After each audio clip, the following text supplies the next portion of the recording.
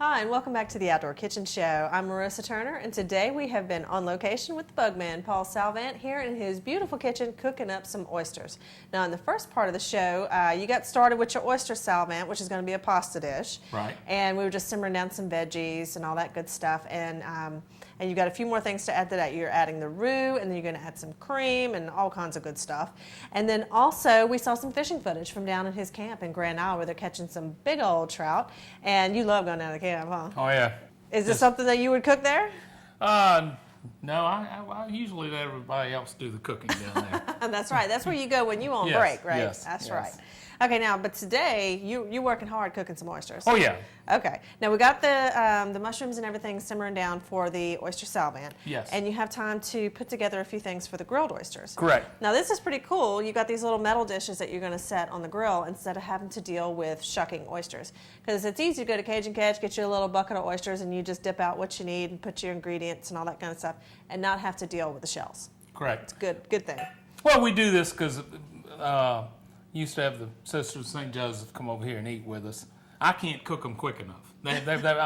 I can put a dozen on the pit, and where's the rest? Absolutely. So we can put 2 or 3 oysters in these, put them on the grill.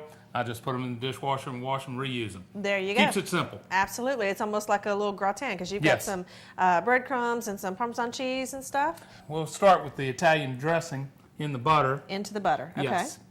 And we'll go with the Italian breadcrumbs, also a little bit of the garlic, then use the Parmesan in here also. So let me put a little bit of this in here also. And let me mix this around, stir it around, and I'm going to spoon this in each one of these shells with 2 to 3 oysters in each one, and then we'll go outside, put them on a pit. We're going to put 2 to 3 oysters in this dish, like this. You know, if you don't have these dishes, I've experimented with these cupcake tins, the throwaway cupcake tins. You could do that.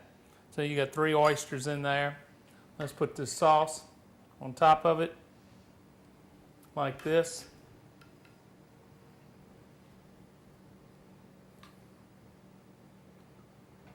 The reason for the French bread, you dip into that because there's going to be a bunch of good juice in there when it's all said and done. That's what it looks like. We're going to do probably about half dozen of these on the pit. All right, we're going to fill out the rest of these dishes with these oysters. That's much easier than shucking. Oh, I used to do them shucking, but I mean, you can't keep up with the demand. Once you start pulling these things off the pit, everybody, they want more of them. And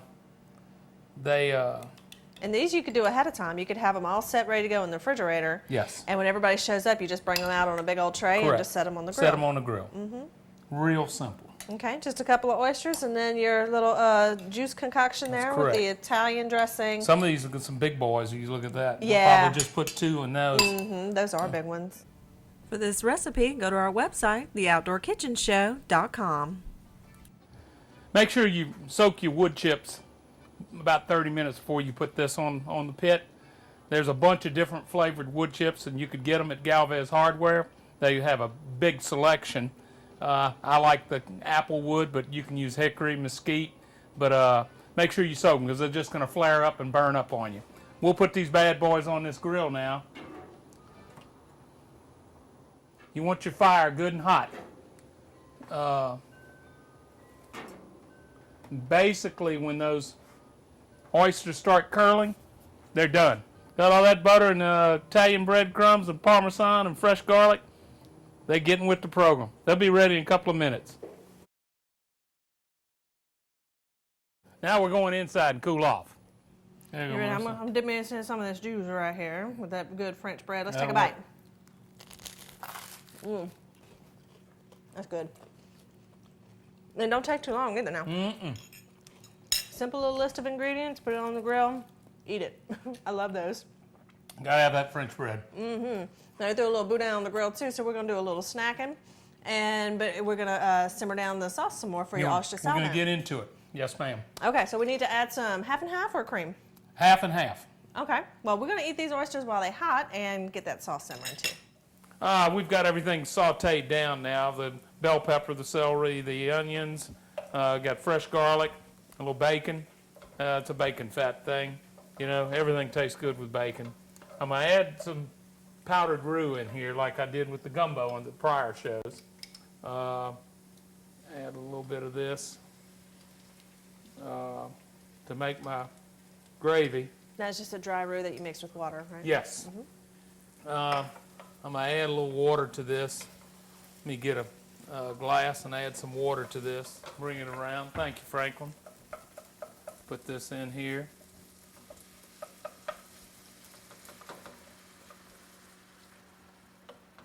Stir this around. We put some of that magic swamp dust in here from Jimmy Babin. He takes good care of us. So we've got that flavored a little bit. Let me add a little bit more. Let me go ahead and put the mushrooms in because I want them to cook down too.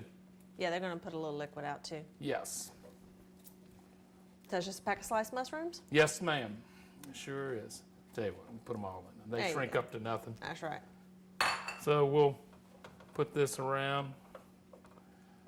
Let them cook down. Do you need some more of this? Yes, let me put a little more water in here.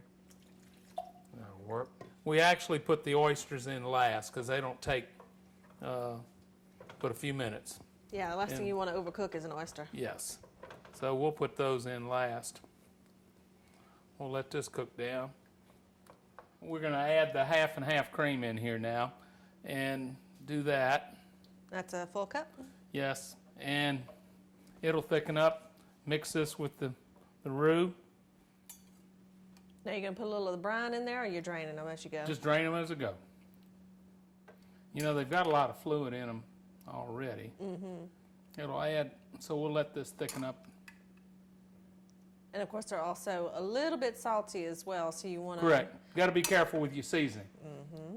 That is correct. Taste as you go. So the rest of these here, we're going to fry. Real quick, while the oysters are in the back simmering, these are some oyster shooters.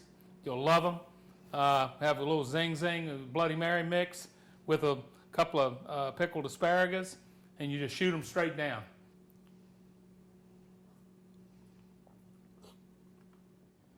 Okay, now show us how you're going to bread up your oysters. I like to use a little egg wash solution with a little hot sauce. Mm-hmm. You can see these are some pretty large oysters. Mm-hmm. I find later in the season they get bigger. Yeah.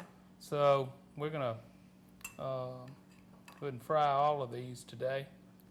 Something simple, you know. Look at the size of this bad boy. We've got the grease good and warm behind us. All right, we're going to go ahead and batter them up. Now this is the lighter, like the gator wing batter, it's more of a corn flour instead of a crunchy cornmeal. That's correct. It's also good for shrimp and stuff. Yeah, with oysters, this is what I like to use. When I'm using fish, I like the cornmeal base, but I like this. It sticks to the oysters better. You don't have it all falling off in the bottom of the pan. All right. Grease should be ready for us. That's a good warm fire.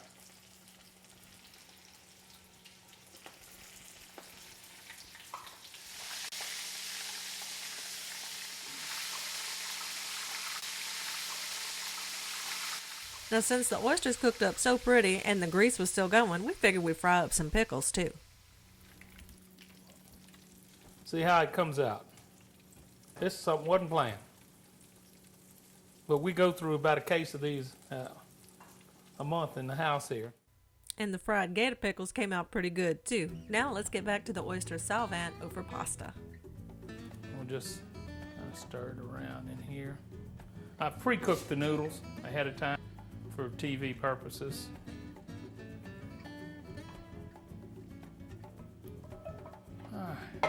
Kind of top it off. Fresh green onions. And there's your oyster salvant in a creamy sauce over pasta. And we'll have more for you when we come back to the Outdoor Kitchen Show.